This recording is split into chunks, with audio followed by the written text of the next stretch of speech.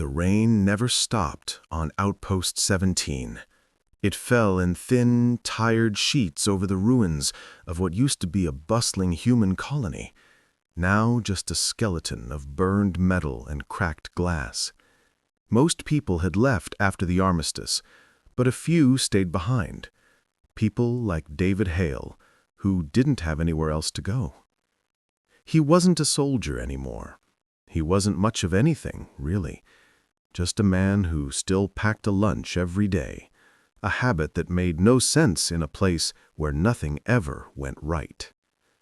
A sandwich, some apples, a tiny thermos of coffee, and the memory of his daughter Emma, who'd loved peanut butter and honey. Today was like every other day, gray, quiet, waiting to end. He was checking the water lines behind the old storage tanks when he heard it, a sound too soft to belong to anything dangerous, a hiccup, then a whimper. David turned. Behind a broken generator crouched something small, a girl. At least, she looked like one. She was thin, shivering, wrapped in rags that barely covered her shoulders. Mud streaked her face. But when she lifted her head, he froze. Scales. Faint, pale green scales ran along her neck and jaw, glinting like wet glass. Her pupils were vertical, her breath faintly steaming in the cold air. Alien. He'd seen her kind before, the Draconis, humanity's fiercest enemy in the war that had nearly wiped them out. But this one was just a child. "Hey," he said softly, lowering himself to one knee. "You okay, kid?" The girl flinched. She tried to speak, but only made a soft, broken sound, something between a growl and a sob. Her tiny claws clutched her stomach. Hunger. David opened his lunchbox slowly and pulled out the sandwich. "Here. It's not much, but it's real food." The girl stared at it like it was a miracle. When he held it out, she hesitated, then snatched it and tore into it with desperate bites, crumbs sticking to her chin. "Easy," he murmured. "You'll make yourself sick." She froze, waiting for punishment that never came.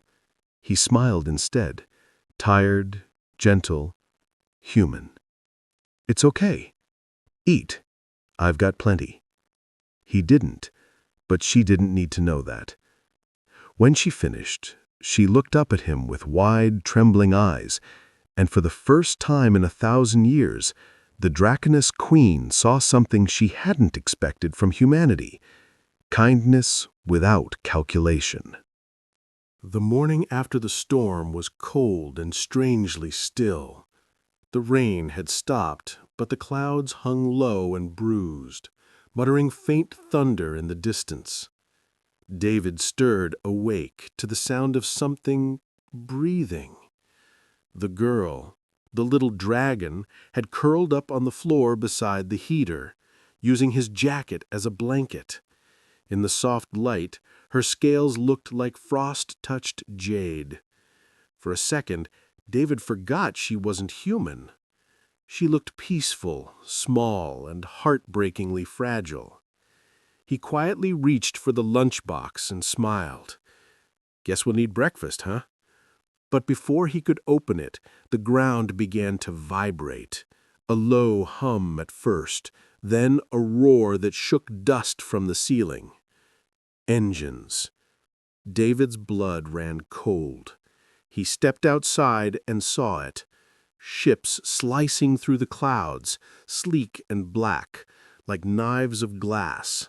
The Draconis insignia shimmered gold across their hulls.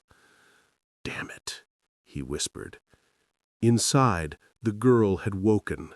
Her pupils contracted to slits, wings twitching in panic. "No, no, they find me." "Who?" David asked, though the answer was obvious. "The hunters. Mama said hide. They take me back." She stopped, trembling. They hurt little ones." David didn't know what to do. He'd fought their kind before, but those were soldiers, not kids, and definitely not royalty, though he didn't know that yet. He grabbed her hand. "Stay behind me. Don't move unless I say so." Moments later, the air filled with the scream of engines as a troop carrier descended, slamming into the cracked concrete. From the ramp stepped soldiers, reptilian, armored, radiating heat and menace.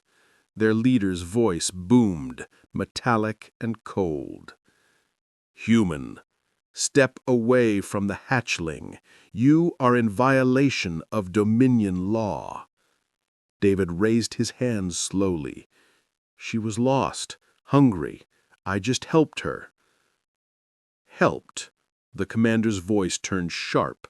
"You polluted royal blood with human food." "Royal what?" The soldiers stiffened. The commander slammed his fist to his chest. "You stand in the presence of Princess Solari, daughter of Queen Seraveth, sovereign of the Dominion." David turned to the girl, who looked small again, ashamed. "You could have mentioned that," he muttered. The soldiers leveled their spears. "You will surrender immediately." Before David could answer, a ripple of golden light burst above them, a projection, massive and blinding. The image of a towering dragon queen materialized in the air, her eyes twin suns burning with intelligence and power. The soldiers dropped to one knee. "Human, you have touched my child, fed her, protected her." David's throat tightened, but he met her gaze. "She needed help. I helped." "You dare stand before a queen?" He took a breath. "No, ma'am. I kneel for no one, but I mean no harm." For a long moment, no one moved.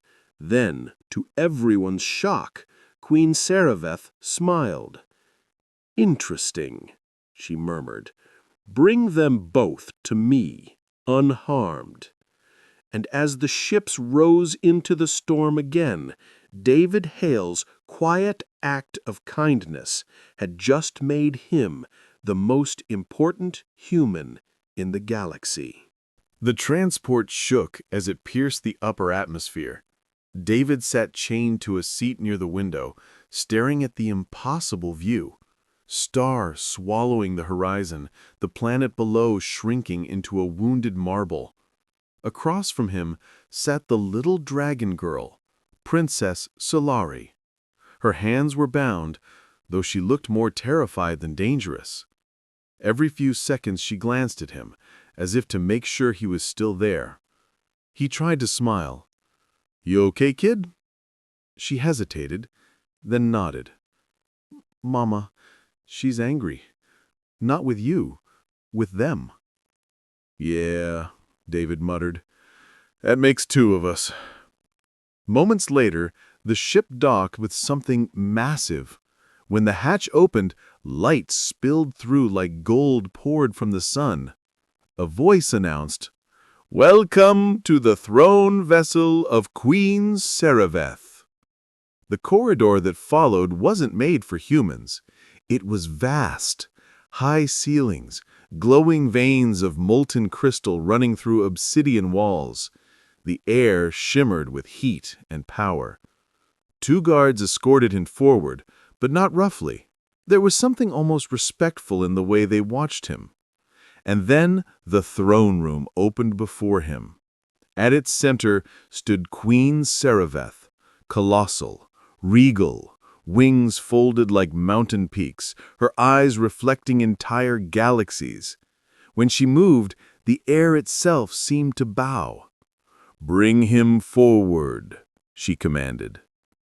David walked, step by step, until he stood on the luminous floor beneath her gaze. Solari broke from the guards and ran to her mother, pressing herself against the queen's taloned leg. "He didn't hurt me, Mama. He fed me. He was kind." The queen's expression softened for a moment, only a moment, before she looked down at David. "You are a soldier." "Was? The war is over. I fix things now. Pipes, generators, broken heaters. Guess that's all I'm good for." Her voice rumbled like distant thunder. "You repaired a broken world once, with death and metal. Why offer compassion to your enemy's bloodline?" He took a breath. "Because she's a kid. She was hungry. That's it." Silence fell across the chamber. Even the guard seemed unsure what to do with that answer. Then the queen rose. Her wings unfolded with a sound like cracking stone. "In our empire, mercy is weakness. To feed the enemy's child is unthinkable." David didn't flinch. "Maybe that's why we keep surviving. We don't think that way." The queen's eyes flared, not with anger, but with something far more dangerous: curiosity. "You believe compassion is strength?" He said simply, "I believe it's what makes us human." Solari tugged her mother's claw. "And what makes them good, Mama?" A deep, resonant sound filled the hall, the queen's laugh, though it carried no mockery. "Perhaps the humans are not the primitives I thought." She looked down at him one last time. "You will stay as my guest, human, until I decide what your kindness is worth."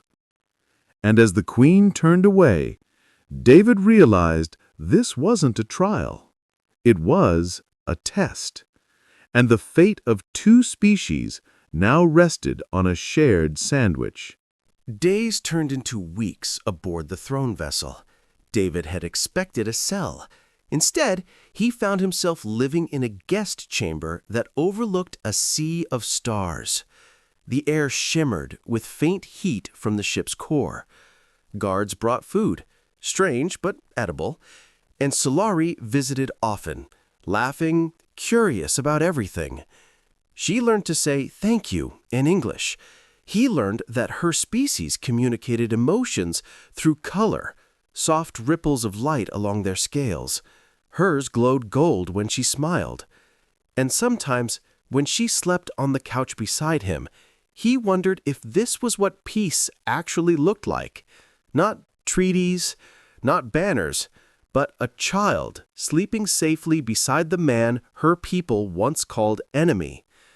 But peace never lasted long. One morning, the queen summoned him to the Hall of Convergence, a chamber so vast it could hold entire ships within. High above, alien nobles gathered, their scales glittering like living jewels. A deep voice echoed through the chamber. "Human David Hale, you stand before the Dominion to answer for your actions. Your compassion has disrupted imperial doctrine. Speak your truth." David exhaled slowly. "I didn't plan to disrupt anything. I saw a kid who needed help, so I helped. You can turn that into politics if you want, but it was just that simple." The nobles hissed, scandalized. One snarled, "Weakness dressed as virtue." Before David could reply, Solari ran forward, standing between him and the council. "He's not weak, he's brave. When no one helped me, he did." The queen rose from her throne. Her shadow blanketed the hall. The air thrummed with power. Enough. Every noble fell silent. Sorava's gaze drifted between her daughter and the human who had defied the entire Dominion by accident. "In your world, a single act of mercy carries no weight, but in ours, it defies millennia of law. Perhaps we have forgotten what strength truly is." She spread her wings, and the chamber blazed with light. By royal decree, the Dominion recognizes the pact of compassion. No child, no innocent, human or draconis, shall be left to suffer while others live. This human's act shall mark the dawn of a new era. The nobles erupted in disbelief, but none dared challenge her. David stood frozen. Wait, what did I just do? The queen looked at him and smiled. Not the cold smile of a ruler, but the weary, knowing smile of a mother. You reminded a queen what it means to be alive. Solari turned to him, her scales glowing gold and white. Mama says we're friends now. That means no more fighting. David chuckled softly. Guess I'll need to pack extra sandwiches next time. The queen laughed, a sound that made the stars tremble. And as the human ship eventually carried him home, every broadcast across the galaxy carried one message from the Draconis Queen herself. To humanity, the race that taught us mercy, may your kindness never be mistaken for weakness. Far below those endless stars, in a rebuilt outpost where the rain still fell, David Hale opened his old lunchbox. Inside lay a single note written in shimmering alien script. Thank you, Father of Kindness.